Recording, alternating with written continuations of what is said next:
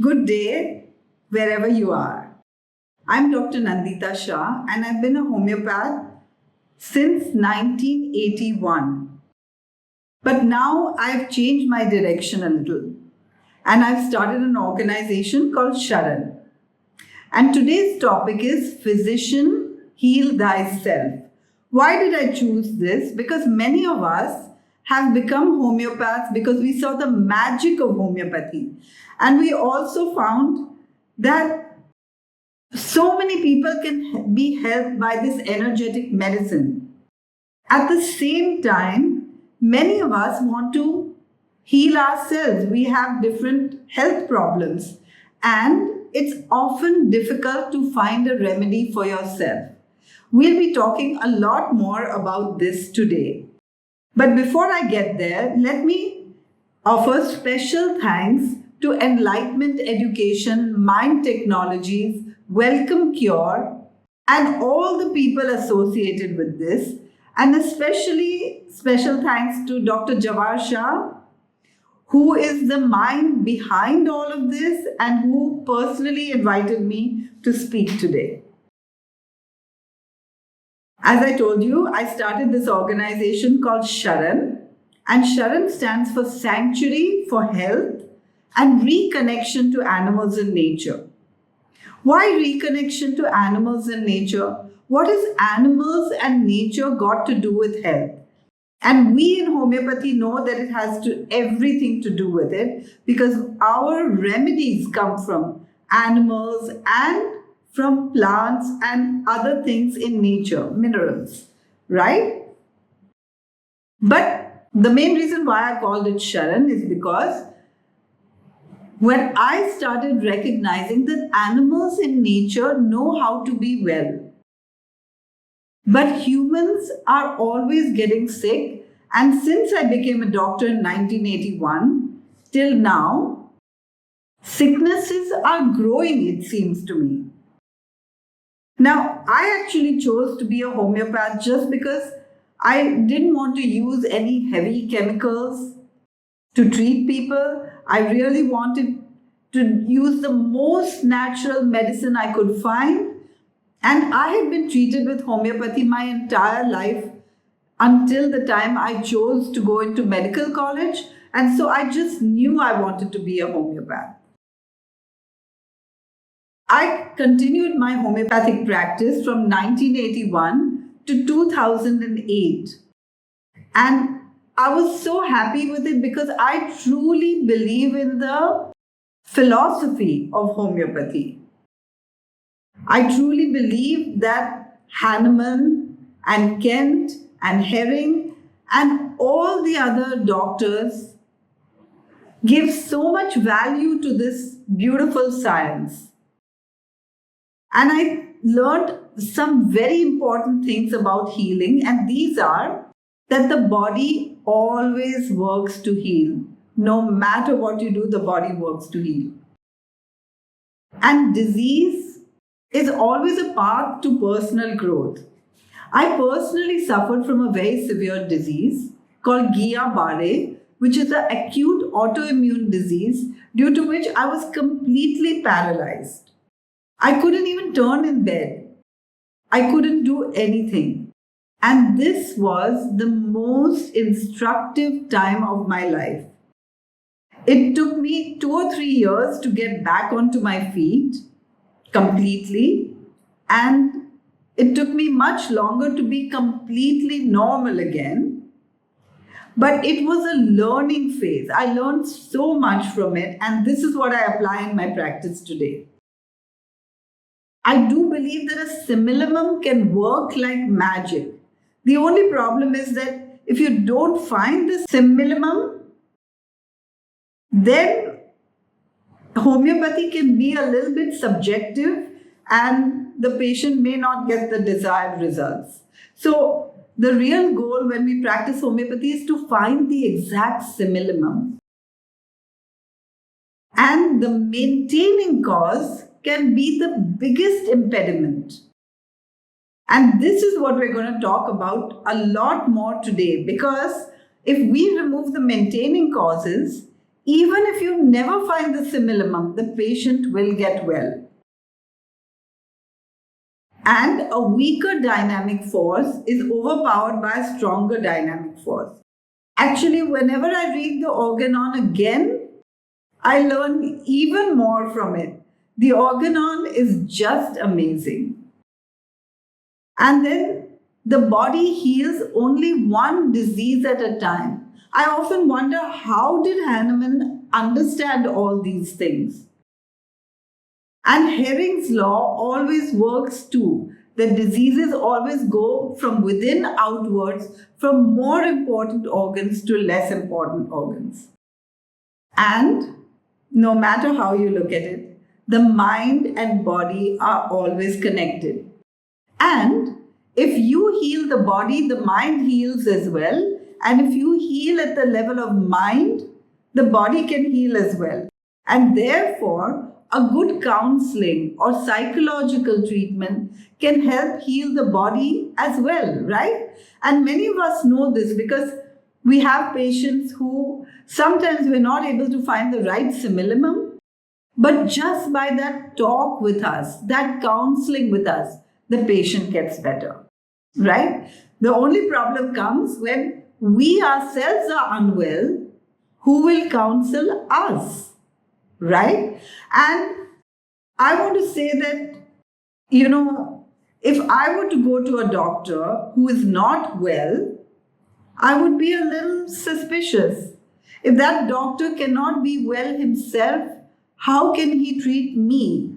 And therefore, I believe that it's so important that we treat ourselves. And therefore, today's topic, physician, heal thyself. These are just some of my colleagues and doctors and friends, people who I've worked with, and people who I feel have some very exceptional contribution to the science of homeopathy, and people who I learned something from in different ways. Each person is special in their own way. And these are just a few. I learned from so many others, but I didn't have space to put all their photographs here. Now, I want to tell you why I changed my journey from treating with homeopathic simillimum to just nutrition. Since 2008, and I actually started it even earlier. So since early 2000s, I started treating people just with food. But at that time, I was also practicing homeopathy. Then I realized that with homeopathy, some people get better and others may not get better if we don't find the right simillimum. But with food, it's guaranteed. So much guaranteed that when I started working with food, I started a little later doing a 21-day health retreat. 21 days. Why 21 days? Because it takes 21 days to change a habit. And during this retreat, we would take all the lab reports of the patient right at the beginning and all the lab reports of the patient right at the end. And during these 21 days, while having a good time and lots of good food, buffets of fabulous but healthy food, and sessions, learning sessions and cooking classes and yoga and meditation and nature walks and films every evening. We did so many things, swimming, and we have it in a center where there's beach and hills and nature and even monkeys in the premises. We have a beautiful resort with just 24 cottages and 26 beautiful acres. And during this time, no matter who, everyone gets better. So far, we've had 16 such retreats, and nobody has ceased to get better since those retreats.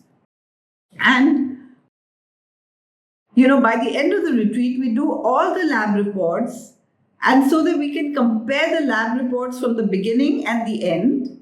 And by the end, they've also reduced many medications and we see fabulous results. This is what spurred me on to change completely from homeopathy to nutrition, because I was sure that in 21 days, no matter who, we will get some results.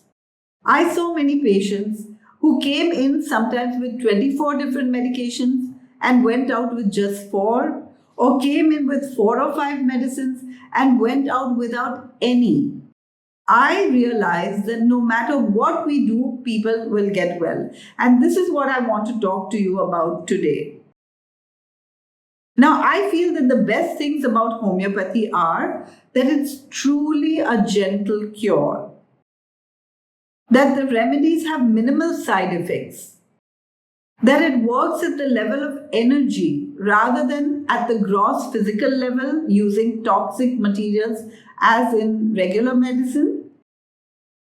And the Materia Medica helps us understand more about our world, nature, and all other living creatures. And it works at the level of mind, body, and spirit. And it has the potential of permanent cure. That's the best part. And I believe that what I'm doing today has all these things, if not even more. And that's why I'm so excited to share it with you today. Some of the problems that we homeopaths face are that it's difficult to understand oneself. We don't recognize our own delusions, right? Because it's so ingrained in us. It's naturally difficult to find our own remedy. And often, when we're sick, allopathic medicines cannot be stopped.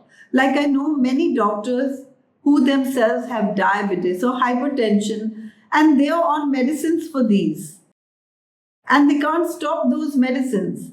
Well, I wonder, what is the use of homeopathy if we can't stop all these medicines? But it's happening. And so I hope that this talk today will be a way out of this problem. After improvement with a remedy, the patient often comes back in a few months with the same complaints. Isn't it true? I know that I was treating a lot of patients who would get miraculous results, but come back after 3 weeks or 3 months or even 3 years with the same problem. And sometimes we give a remedy, and we all know this, we don't have the right effect. So what do we do? Now, when our patient or even ourselves, when we are on allopathic medicines, here are the problems. We must recognize that medicines never cure, right? Like, for example, if a patient has diabetes, he'll go to the doctor gives him medicines for diabetes.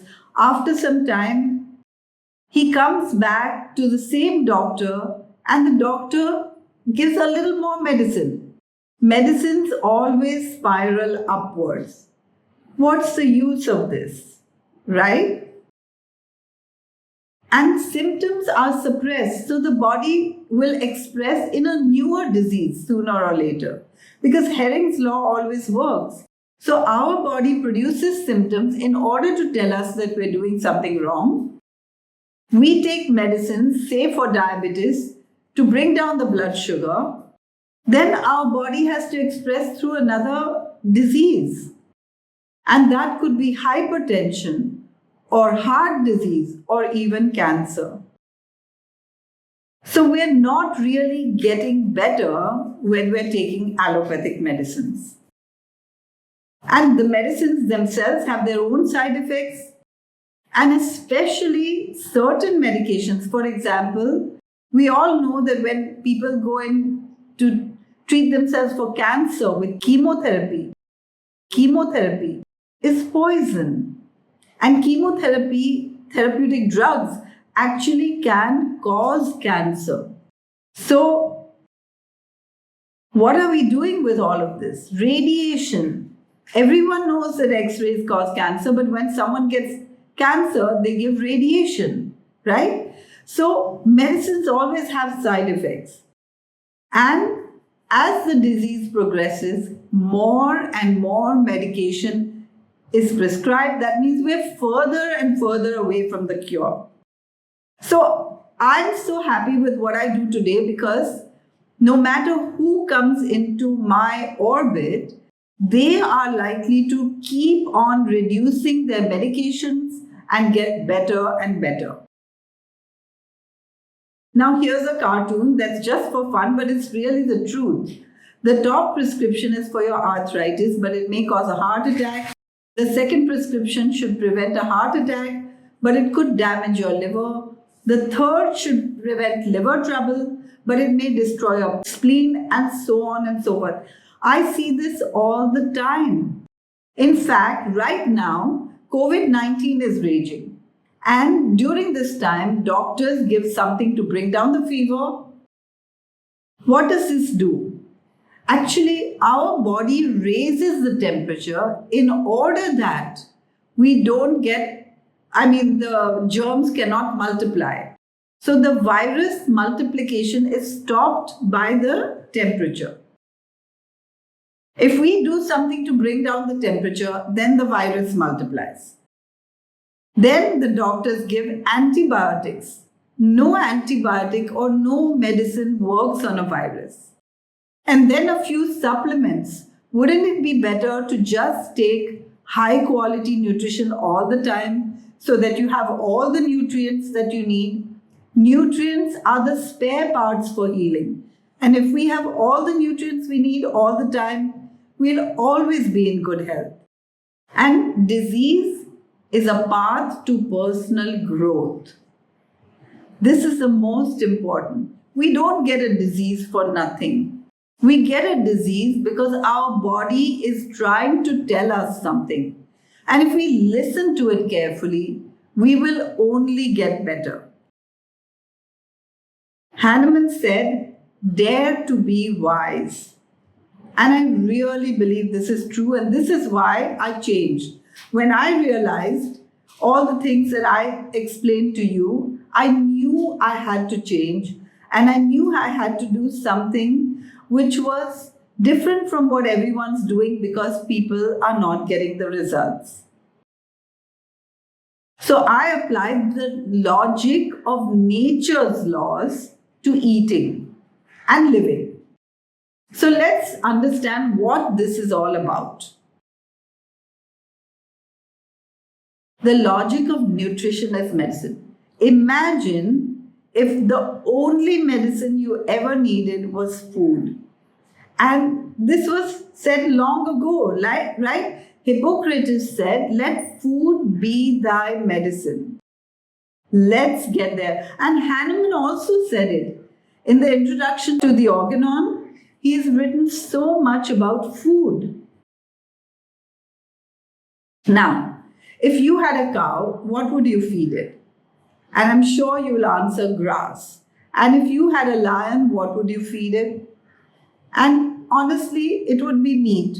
But why do we feed a lion meat and a cow grass? Because that's what these animals naturally eat. They eat these foods by instinct. Imagine if we had to think about our own instincts. We are out of touch with our instincts because we've always been taught what to eat by our parents, our culture, our society, and advertisements. So let's get in touch with our instincts right now. Imagine if you were to go to a farm or an orchard and you see fruits and vegetables everywhere. What do you feel like doing? And I'm sure you'll say you feel like picking and eating. This is instinctive. And like all animals, we can eat these foods raw. But if you see a chicken walk by, or a goat, or a cow, does your mouth water? And I'm sure you'll say, no. Nobody's mouth waters when they see any of these animals, and that's because we can't pounce on the animal, tear it apart, or eat it whole, can we? Whose mouth would water if a chicken walked by? A dog or a fox? Why? Because a dog can pounce on the chicken, tear it apart, and eat it whole. Skin, bones, beak, claws, everything. In fact, there's so many animal lovers that go to chicken shops in the evening and take all the parts that humans can't eat and feed them to dogs.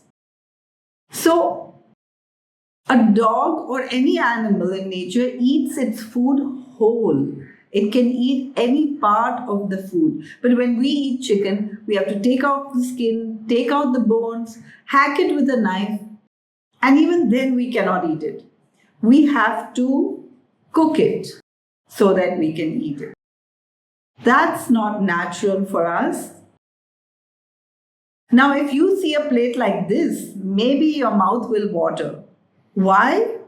Because this is conditioning. We have been conditioned to eat these foods over a period of time and now we love them. But it's just conditioning. It's not our food. And it's the same for wheat and rice. When you see green fields of wheat or rice, does your mouth water? And the answer is no. That's because wheat and rice is perhaps cow food, right? But we're eating it. No wonder we're sick. If we go against the laws of nature, naturally we'll be sick. So, foods suitable for us are foods that you could instinctively pick and eat completely raw.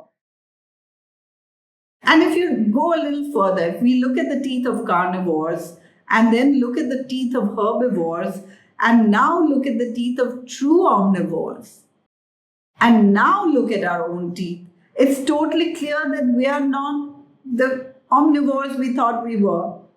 Our teeth are more like the horse's teeth. We are true herbivores.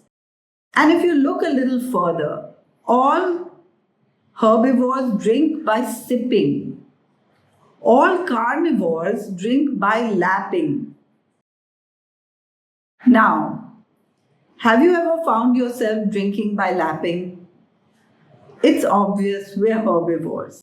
And if we look at our digestive system, the digestive system of a carnivore is 3 times the length of its spine. But the digestive system of a herbivore is 12 to 16 times the length of its spine. And ours is 2. Now, why is this? Because when a carnivore kills its prey, it eats a lot, it goes into its large stomach and sits there for a number of days to digest. And then it goes through its short intestinal tract, and you can see these in the diagram. And then it goes out. So no toxins are absorbed.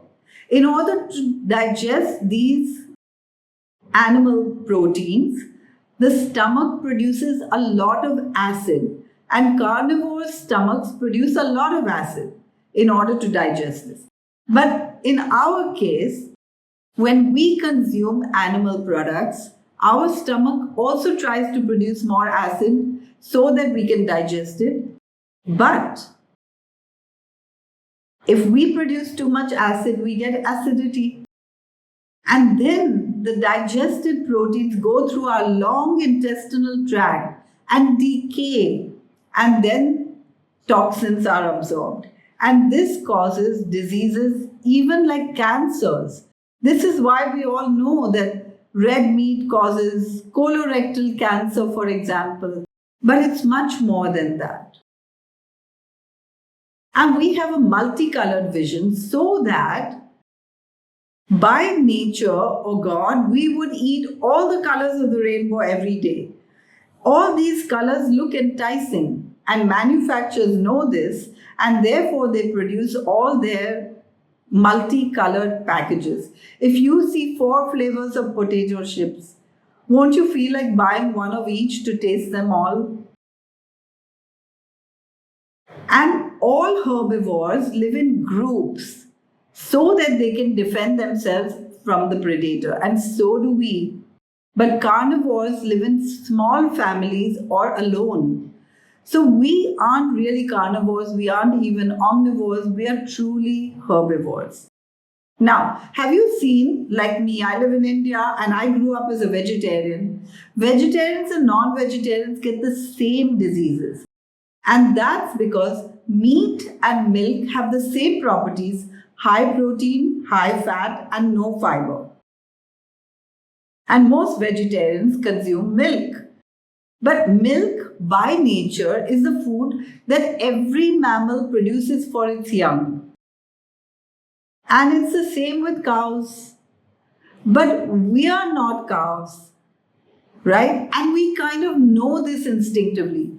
Every baby loves their mother's milk. They don't want to leave their mother's milk. But when they're first given cow's milk, they don't appreciate it. And so mother adds sugar and cocoa and all kinds of additives that you can buy in the market to put that milk down the baby's throat because she really believes it's good for the baby. We are being manipulated by advertising all the time. All kinds of advertisements. And none of these are really required. So I have a simple formula. If you want to know what to eat and what not to eat, make a list of everything that's advertised and don't eat that. So foods that are good for us are foods that we can eat and that we are instinctively attracted to. And we should also eat our foods the way all the animals in nature eat their foods, whole and unrefined. For example, we're eating certain refined foods every day: oil and sugar and white rice and white flour. And everyone knows that these have no nutrient value. If nutrients are the spare parts for healing, then this is valueless. It's just empty calories. So we should eat all the food that we do eat whole. Now you may say, what is this bread doing there when you just spoke about no wheat? And why did we speak about no wheat? Because so many people have gluten intolerance. That's because wheat is not our food. So many people have lactose intolerance. That's because milk is not our food. Nature never meant it for us, right? But it's really difficult to change everything overnight. And so if you don't have gluten intolerance, then we advise only plant-based foods and whole foods. That means we do use whole rice and we do use whole grains, but we keep in our minds that these are not our foods and so they should be used minimally, and more fruits and more vegetables should be eaten. Whole foods means eat like a monkey. That means eat the part of the fruit or vegetable that a monkey would eat. It also means that you should peel your bananas, but not your apples or carrots or cucumbers or even pumpkins. Don't peel anything that you cannot peel with your own hands. That means that in the vegetable kingdom, we only peel onions and garlic and certain yams, nothing else. And the third important thing is that we are the only species that sprays our food with poisons, and I mean pesticides, so that other animals don't eat it. And other animals are smart enough, but we're eating it all the time. So we should eat only organic foods. And if you switch to this style of eating, not only will your food taste so delicious, but it will be so nutritious. It will be truly healing. We need high quality spare parts to heal. And so, if possible, we should eat all the colors of the rainbow every day. And that's so easy to do if you are on a plant-based diet. So a summary of what to eat: eat only plant-based foods, eat foods that are whole, and eat only organic. Now, how can you learn more about this? We have loads of recipes on our website, and you can see the website on every slide. And we also have a basic cooking class which teaches you techniques of how to cook anything that you may want to cook without any oil. Now, if you had a car like this, what kind of fuel would you use? Obviously, you'll say the fuel on the manufacturer's manual, isn't it? And so, if you have a body like this, which is much more valuable than this car, then what kind of fuel should you put in? And here too, the answer is the fuel that is in the manufacturer's manual. That means in your instincts. And we really have to work towards that. So in Organon of Medicine, Hahnemann says that it's important to remove the maintaining cause. What is a maintaining cause? Let's go back to our example of diabetes. When we go to a doctor with diabetes, our doctor tells us don't eat sugar, don't eat carbohydrates, and take these medicines. Now, has anyone got better this way? I mean, has anyone's diabetes got cured by stopping sugar and carbohydrates? Not a soul. Yes, the blood sugar may come down, but nobody gets cured. And why do we not get cured? Only because sugar is not the cause of diabetes. High blood sugar is the result of diabetes. The cause of diabetes is lack of insulin or insulin resistance. And so we need to look at what is the cause of lack of insulin. And if we put our finger on that and take it out of the equation, diabetes will go. I just want to tell you that we are doing this every day. I see patients every day and I get results. Many times, our patients take appointments only for 3 months because in 3 months, we can get the results in most cases, right? Isn't that amazing? Just in 3 months, that patient should never have to come to you ever again. The patient will be well. So let's talk a little bit about why dairy is so bad for health. And that's just because it's so hard to believe that dairy is bad for health. When we are young, our mothers run around us with a glass of milk. And even though we protest, often, with stomach aches or headaches, mothers do believe that milk is the best food for us, and so they persist. We believe that milk is nature's perfect food and that it's needed for kids. But that is so far from the truth because in nature, every mammal produces milk only for the young, and our mothers don't produce milk for more than 2 years. And so after the age of 2 years, we don't need milk, but we can leave it even earlier because we start getting teeth earlier. Now, when I say milk, I mean all milk products. That means milk and cheese and butter and cream and curds or yogurt and buttermilk and whey and paneer or cottage cheese or ghee or even powder milk. I've had patients tell me that I don't consume milk. I only use powder milk. But powder milk is made from cow's milk. And ice cream and milk sweets and cookies and anything that's made from milk products. And that sounds so overwhelming to most people because milk is everywhere. But did you know that all of Asia never consumed milk until very recently? Maybe until just the last 30 years. There's no milk in Chinese food or Japanese food or Thai food or even Malaysian food, Burmese food or Sri Lankan food. All these countries never used milk.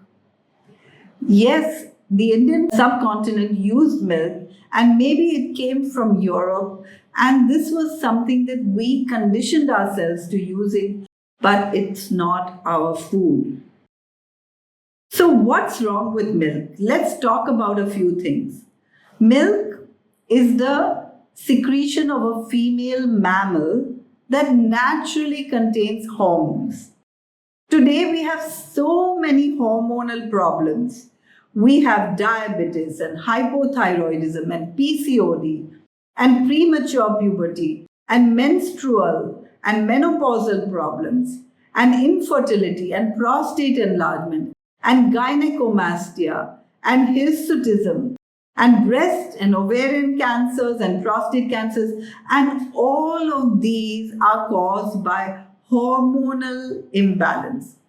All our hormones are orchestrated by the pituitary gland, which is a gland at the back of our brain. And when one hormone goes out of balance, other hormones go out of balance as well. Now, how do our hormones go out of balance? One big way is because we're taking hormones from outside. Dairy contains hormones, and so do many animal products. Nowadays, animals are given hormones so that they grow faster. And did you know that even plants, hormones are used on plants too? And therefore, it's so important to use organic food.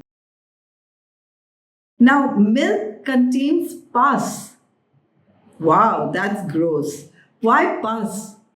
And that's because a cow's udders are meant for a baby calf, not for milk machines or human hands. And so when we manipulate the udders with milk machines or human hands, we produce injuries that lead to induration and inflammation and pus formation. And there's almost not a single glass of milk without pus in it. Now, the US FDA allows 750 million pus cells in every liter of milk. In Europe, regulators allow 400 million pus cells per liter. In Australia, nobody counts it. And in India, it's almost the same. Why does nobody count it? Because it's not possible to keep within these permissible levels.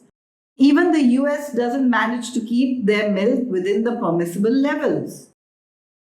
Milk, therefore, contains antibiotics. Cows are routinely given antibiotics in their feed so that the inflammation, induration, and pus formation will be controlled.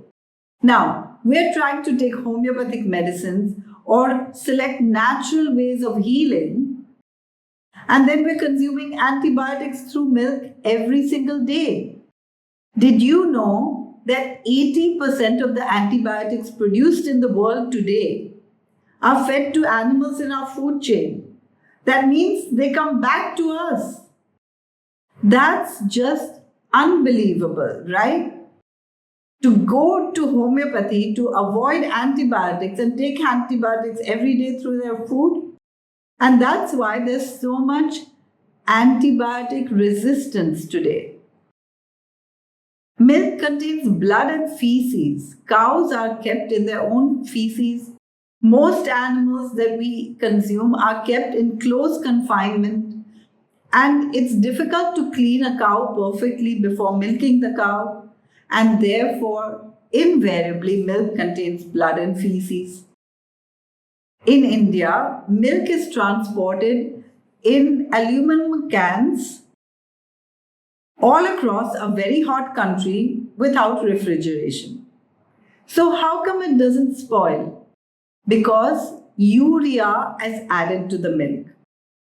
And did you hear about the problem in China where melamine was added to milk and therefore so many infants got kidney failure?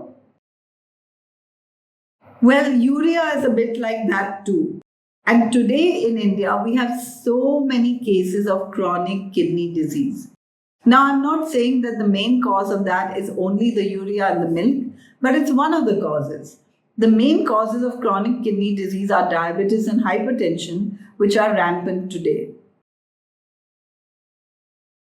And milk contains pesticides because a cow is eating foods that are not organic most of the time, and nobody washes them either, and so cows are consuming a lot of pesticides. Now, in India, a study was done on the pesticide levels in milk, and it was found, it was done by the ICMR in 1994. That means already 26 years ago, 27 years ago, and it was conducted over 7 years, taking 50,000 samples from across India. And they found that milk contained 5.7 milligrams per kilogram of HCH, which is a residual pesticide. Under the Food and Adulteration Act, we should not be having more than 0.01 milligram per kilogram of HCH. That means milk contains 570 times the permissible levels of pesticide. 570 times. And that was in 1994. Can you imagine if we consume animal products and animals consume plants? Then we are always getting higher levels of pesticide through animals, no matter what the animal product is. And then milk is homogenized and pasteurized. Homogenization means breaking up the fat molecules so that they don't float above the water in the milk. And this means that they're easier to digest and they go straight into our bloodstream. And this is harmful. And pasteurization means heating the milk to such an extent that all the bacteria are killed. This does happen. However, pasteurization is not able to destroy many tubercle bacilli. And that's why often people who consume dairy get tuberculosis. In fact, there are new epidemics of tuberculosis right now in the world. Some of them in Western Europe and even in Russia. And that's because these animals are kept in close confinement and spread tuberculosis to each other, but then it cannot be destroyed by pasteurization. Now, in India, we have not enough food for human beings, so the animals are eating in garbage dumps, plastics and razor blades, and even sanitary disposal is eaten by these starving animals that we still milk. This photograph was taken by me near my home, and I've seen animals drop dead and autopsies with plastic-filled rumens. Did you know that 85 kilos of plastic can be found in a live cow? There are organizations that operate on cows to remove the plastic in the rumen, and this is where this was done. Now, it may seem like this is not a problem if you live in another part of the world, because you might be thinking that you're not consuming Indian dairy, but India is one of the largest producers of dairy in the world, and milk is used in almost everything, and India exports milk as well. So we don't know which milk we are consuming when we consume milk anywhere in the world. So we really need to be careful, because plastic bags in the cow translates into PCBs in the milk. And there are organizations that have checked the levels of PCBs in the milk of cows, and it has been found to be very high. Now, all the slaughterhouse byproducts, including the hooves and the leather and any part that, including the plastic tags on the ears of the cows, any part that nobody uses is dried up in rendering plants and fed back to animals in our food chain, which means that when we consume meat or even dairy, these reused products are coming back to us. And so plastic builds up no matter where you are in the world. Because even if you're in the West, there are these plastic ear tags that go back into the rendering plants and come back to us in the food chain. And it's also bad for the animals because that's how mad cow disease was caused, right? Because of animals being fed parts of animals of their own species, in this case, cows, right? So cows are being made into cannibals and are being fed these slaughterhouse byproducts. On top of it, 65% of the milk in India is adulterated. And there are so many TV programs on this, as well as so many newspaper articles where it shows that this is happening. Milk is adulterated with paint and detergent and oil and other ingredients that we don't want to consume. So, a summary of the problems discussed so far in milk are: milk contains hormones, and that leads to many hormonal problems. Milk contains pus, and milk contains antibiotics, which leads to antibiotic resistance.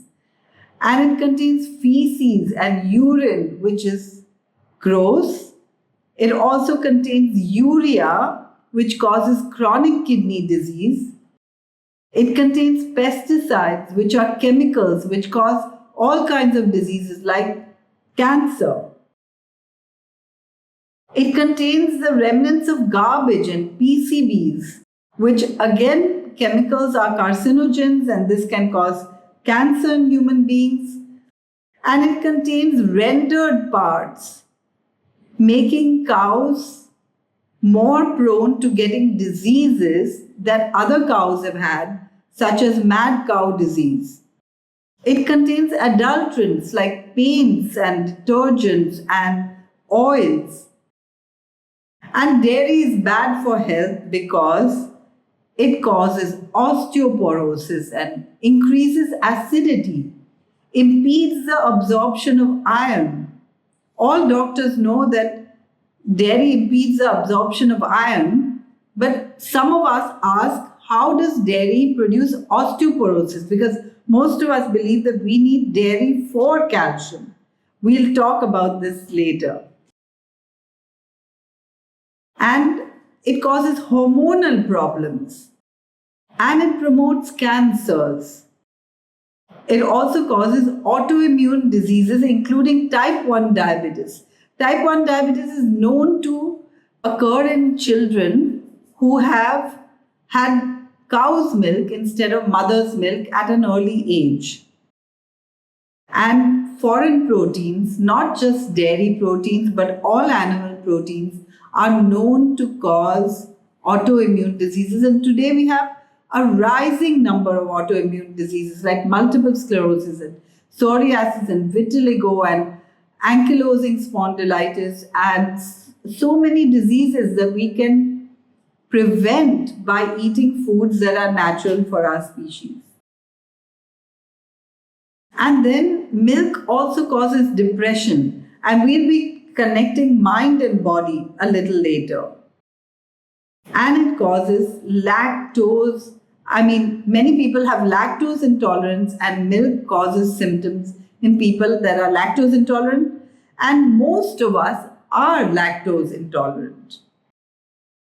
So diet is one of the maintaining causes in most diseases. Now we're going to go to another section, understanding the causes of disease. A similar homeopathic remedy can work like magic. However, complete reversal cannot occur unless we remove the cause. So we are going to look at the nutritional causes of diseases now.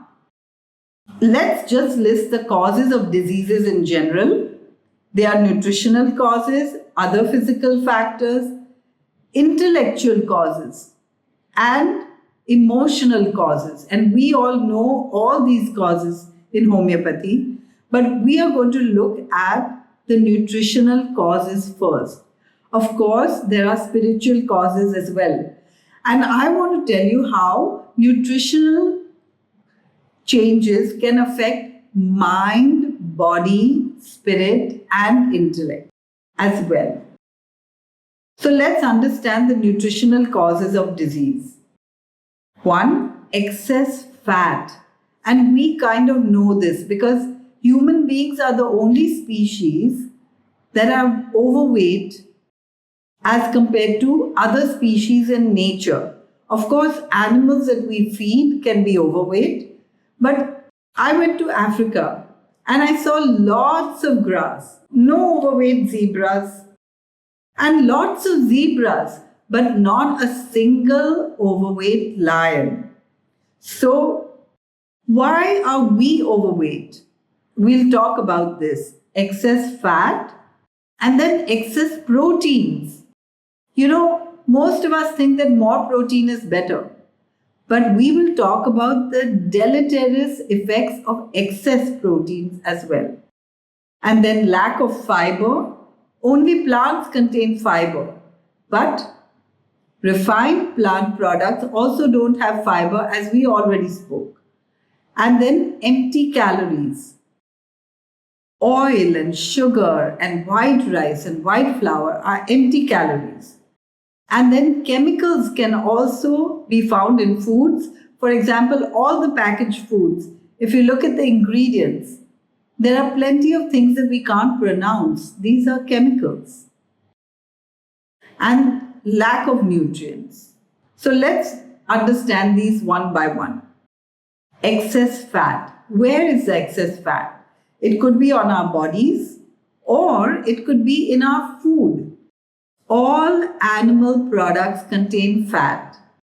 Boiled milk, you get fat on top. Boiled chicken, you get fat on top. Boiled fish, you get fat on top. But if you boil peanuts, which contain fat, you don't get fat floating on top, and that's because in peanuts or any plant product, the fat is held in the fiber. So we can minimize our fat by not consuming any fat like oil, ghee, or butter or margarine, and not consuming any animal products and not consuming anything that is made from these.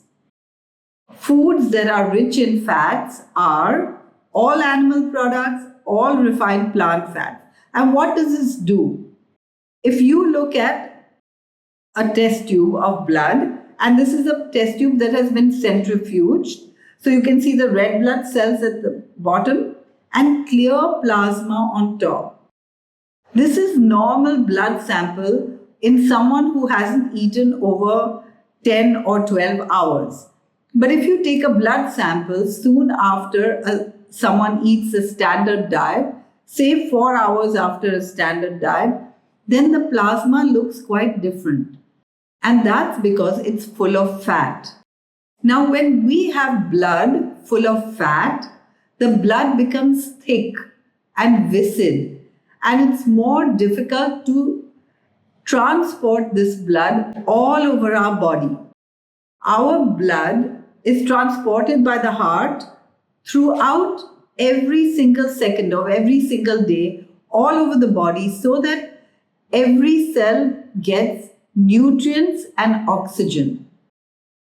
And here you can see that if the blood becomes thicker, then the arteries are more blocked, and this can produce disease.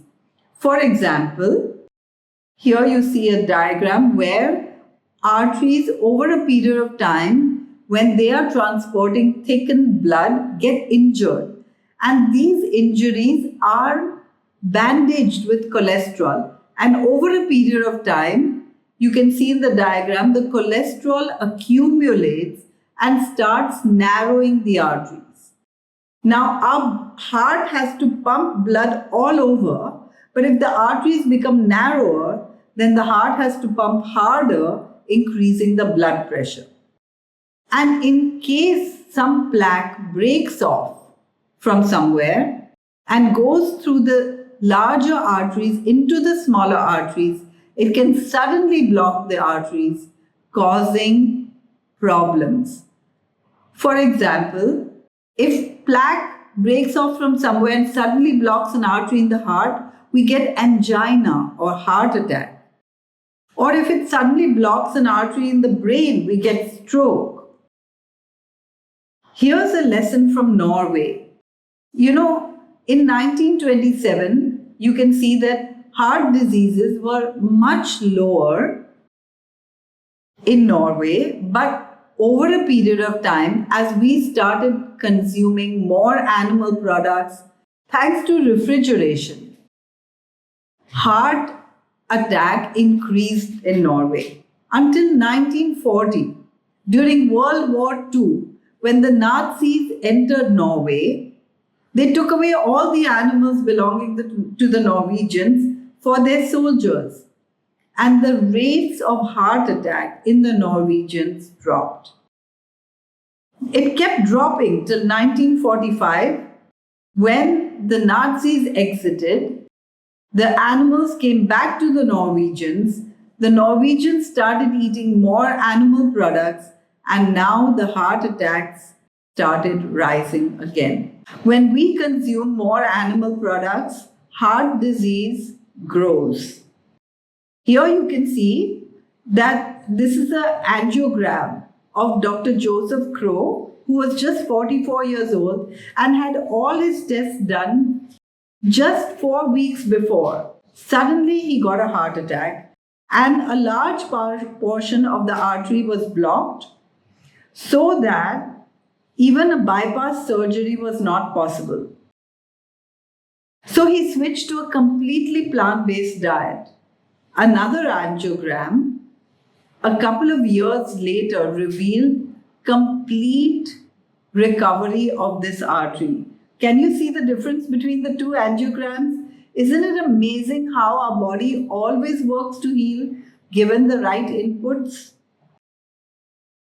Diabetes. I told you already that diabetes occurs because of insulin resistance or lack of insulin. And the main cause of insulin resistance is fat. Fat inside the muscle cells causes insulin resistance. If we reduce our fat intake, diabetes just drops. How do we reduce our fat intake? By taking out all the free fats like oil, butter, margarine, ghee, as well as all the animal products. This graph shows the correlation between breast cancer and fat consumption or animal product consumption. And here too we see that breast cancer is more common in countries where there's more animal product consumption. Now let's go to the other one, excess proteins, right? We already discussed this a little, but here you can see that most of us think that protein means animal products, right? And diseases linked to excess protein are osteoporosis and kidney disease. We all know that when someone has kidney disease, they shouldn't eat too much protein. And gout, we all know that excess protein causes gout. And I already spoke to you about excess protein and acidity and cancer. Protein is a food for growth and repair, and cancer is a growth. And allergies. You know, when we have allergies, we're told to take antihistamines. That's because histamine, an amino acid, is too high in our body. Naturopaths always recommend a low protein diet to get rid of allergies. And autoimmune diseases are caused by proteins foreign to our body. We know that when we have an autoimmune disease, it means our body is producing antibodies against our own cells. Why does this happen? This happens because we have proteins for which we produce antibodies. But if these proteins that we've ingested are exactly the same as the proteins within our body, then those antibodies destroy our own body cells. We also know that when we have an organ transplant, we produce antibodies against that organ. So we have to consume immunosuppressants our entire lives so that we don't destroy our own cells. That's the same that happens in an autoimmune disease. Doctors give patients immunosuppressants. And lack of fiber. Lack of fiber causes constipation, and constipation is the mother of so many diseases, including digestive problems and piles, right? Fiber works like a broom and it cleans our digestive tract and keeps it toxin free. If we can make sure that we consume all the fiber in whole foods, we will never have constipation, and automatically we'll be keeping our digestive tract free of toxicity so that we won't get so many diseases. And empty calories cause obesity, and obesity is the mother of so many diseases. But if we avoid cooking our food with oil or sugar and use healthy alternatives, like instead of sugar, we can use dates and raisins. And you must see our fabulous recipes on our website, which show you how you can make even wonderful desserts just with whole foods. Now, we spoke about chemicals, and chemicals, of course, enter our body through all the packaged foods, but they also enter our body in other ways. For example, personal care products. Think about the chemicals in our toothpastes and soaps and shampoos and perfumes and deodorants and hand sanitizers these days. Whenever we put something on our skin, it's absorbed in just a few minutes. Like oil, if your skin is dry, you put oil on your skin, it gets absorbed. Similarly, lotions. But have you ever seen the ingredients in your lotion? Right?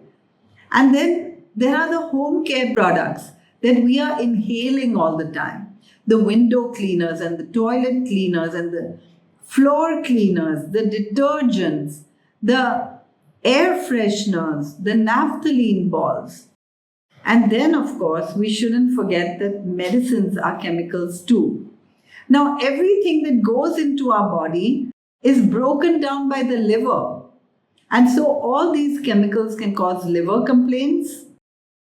It's also excreted by the kidneys. And so these chemicals are an overload on the kidneys and can cause kidney complaints. And then they can cause hormonal problems because chemicals are hormone disruptors. And of course, chemicals are carcinogens and can cause cancers. And lack of nutrients cause so many problems as well.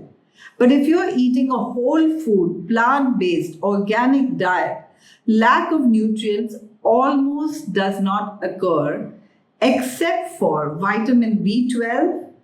Vitamin B12 is only produced by bacteria. And anybody on any diet can have a B12 deficiency. Now, if you live in North America, the chances are that you don't have this problem because packaged foods contain fortification of B12. But if you live anywhere else in the world, you must check and supplement B12. And even if you live in North America, I have plenty of patients in North America who have low B12 values just because they're not eating fortified and packaged foods all the time.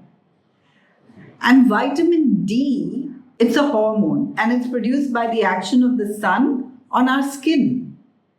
But if we don't sit out in the sun too much, or if we are in countries where parts of the year there's not enough sunlight, then we can get vitamin D deficiency. And so everyone should check their vitamins B12 and D and supplement if necessary. I want to recommend a fantastic YouTube video called Uprooting the Leading Causes of Death by Dr. Michael Greger. There are people who have just watched this 1 hour YouTube and changed their life through food. Now, there are some other physical factors besides just nutrition which play a part, and these are exercise. We must get enough exercise, right? And we all know this. As well as water, we should have good, clean water. And right now, it's difficult to know which water is good because RO water, which is the cleanest water because the chemicals are removed, is also low in minerals. But you can make it more alkaline and high minerals just by infusing it. Have you seen those jugs of water with slices of lemon or slices of orange? That is infused water. Or you can have herbal teas, or just put cucumber slices or mint leaves in your water to infuse it with both flavor and minerals to make it good. And then don't forget to hydrate yourself with good, clean water every day. And then sunshine. We spoke about the importance of sunshine, not just for vitamin D, but also for happiness. When we don't get enough sunshine, we feel depressed. And temperance. Temperance means to avoid addictive substances. Addictions can be in the form of tea and coffee and colas, and sugar is addictive, and oil is addictive. And there are other things that are addictive as well, like computer games and mobile phones and all those things. So we should stay away from addictive things. And then have plenty of fresh air and rest at the right time. There's a reason it's dark at night. But sometimes we don't recognize this because we have all our lights on, and many people sleep after midnight. But our body heals between 10 and 4. But we have to be asleep. So make sure that you have dinner latest by 8 p.m., I would say earlier, and bed by 10, and get a good night's rest so that your body can heal while you're resting, and you will be always on top of your immune. You always have your immune system on top of its game. And avoid toxicities or avoid all the chemicals that we discussed. The human body always works to heal. And it's so fantastic that we have different systems. The musculoskeletal system, the respiratory system, the digestive system, the circulatory system, the nervous system, the reproductive system, and other systems, the endocrine system. All of these work in close harmony so that we aren't even aware that they're working. And we can do whatever we want just because our body is working perfectly. And we want to keep it that way. I truly believe that you can't improve on nature, and if we do everything that nature expected us to do, we will always be in harmony and health. Medicines, on the other hand, never cure, and even homeopathic medicines can only do, push our body into healing, right? So we should always work on our body, which always works to heal. Now, whenever we get a disease, what should we do to get rid of it or prevent it? I'm going to show you a diagram. And this is a man stepping on a piece of broken glass or a broken bottle. The cause of the injury is a glass. Now, we can bandage the foot as much as we want, but if we keep stepping on the broken glass, we'll have problems all the time. So here's what we need to do. We need to remove the cause. We need to remove that broken glass. Medicines always work at the level of symptoms. But when we want to cure, we have to work at the level of cause, the root cause. For example, if you have diabetes or cancer or chronic lung diseases or any of these other diseases, as long as you take medicines, the symptoms can be kept under control. But if you remove the root causes, the disease will go forever. And I can tell you, I'm even treating cases of cancer these days just through food.